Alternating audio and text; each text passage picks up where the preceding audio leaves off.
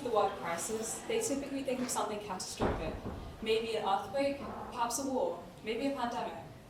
But what if I told you that in the future there was another type of crisis that's likely, except this one would go silent and unnoticed? Now, I'm sure we've all taken some sort of pharmaceutical drug at some point in our life. It might have been antihistamines for allergies, an asthma pump, maybe paracetamol, perhaps ibuprofen. They're used for their ability to kill pathogens and make symptoms subside. And however, there's a fine line separating people who need pharmaceutical drugs and those who take pharmaceutical drugs because it's an easier option. And that's what I'll be exploring today. Now imagine 50 years from now, you go to the dentist with excruciating pain in your mouth, and you've just been diagnosed with something called pulpitis, which is when you've eaten too much sugar and now the nerves in your teeth are irreversibly inflamed. In this day and age, you'd typically be given an antibiotic to help the pain subside by your dentist. Except 50 years from now, that might not be possible because it's likely that then the pathogen that you have may be resistant to the very antibiotic that's used to kill it, meaning that your dentist would have to give you a combination of different antibiotics just to counter the fact that you can't take the one thing you need. And that's giving us a small insight into what our future could look like if we don't get antibiotic resistance under control. Now, there are two main types of antibiotic resistance. You have a regular antibiotic resistance, which is when a person is infected with a pathogen who is resistant to only one type of antibiotic, which is fairly easy to overcome and can be countered by giving just another type of antibiotic, which can do a similar or the same result. However, there's another more dangerous type of antibiotic-resistant bacteria called a superbug. And this is when a person is infected with a pathogen that is resistant to several different types of antibiotics. And these are typically all of the main ones which are used to kill it. So what do you do when you can't kill a pathogen with everything you use to kill it? You have to the doctors had to come up with lots of lengthy, expensive, and complicated procedures, which may involve a combination of treatments or a combination of lots of different antibiotics tailored to you and your allergies, just in order to kill that one superbug that you have. Now, annually, approximately 25 billion pharmaceutical drugs are dispensed worldwide, and 42% of those, which is 10.5 billion, are antibiotics. However, the World Health Organization says that the maximum recommended amount of antibiotics should only be 30%, which is 7.5 billion. That means that every year we're dispensing 3 billion more antibiotics than recommended, and this is one of the major factors contributing towards a possible antibiotic-resistant crisis in the future. Another topic I'd like to touch on the topic of the over-reliance of pharmaceutical drugs, is that many people look at pharmaceutical drugs as a first point to choose from before looking at alternative options. And we can see this in the use of Wegovy, also known as Ozempic. And this is a pharmaceutical drug used to aid weight loss for those who have already tried to lose weight using alternative lifestyle changes but still struggle greatly. And while this works incredibly well, many people have started to look at this as their first point, point of call when it comes to losing weight.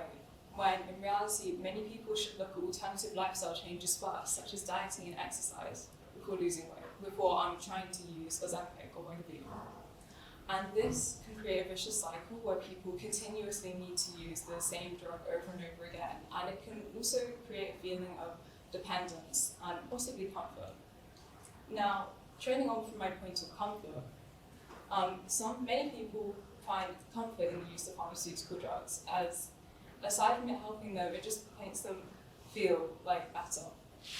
And for some, the idea of taking the pharmaceutical drug may actually be more effective than actually taking the drug itself.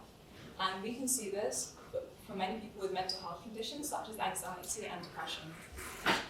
Studies have shown that in tests, approximately 50% of people with anxiety and depression have recovered and seen improvements in mental health with a placebo drug in place of a real drug, showing how people can use psychiatric treatments alongside their pharmaceutical drugs, since studies have shown that for some people they do work just as well.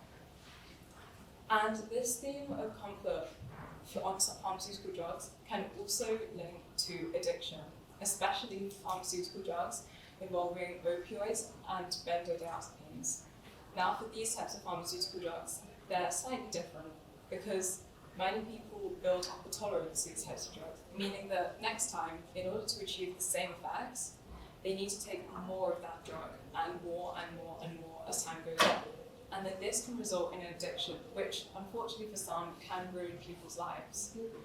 Now, all of these three things I just mentioned have the same recurring theme of dependence. And dependence on a pharmaceutical drug is really bad for your body. It can cause many nasty side effects, it can alter hormones, and it can affect your chemical balance massively. Additionally, it links back to my first point on antibiotic resistance, where if people keep over-relying on these pharmaceutical drugs and taking them when there are alternative treatments, such as chiropractors or physiotherapists, it really increases the chances of more antibiotic-resistant bacteria developing.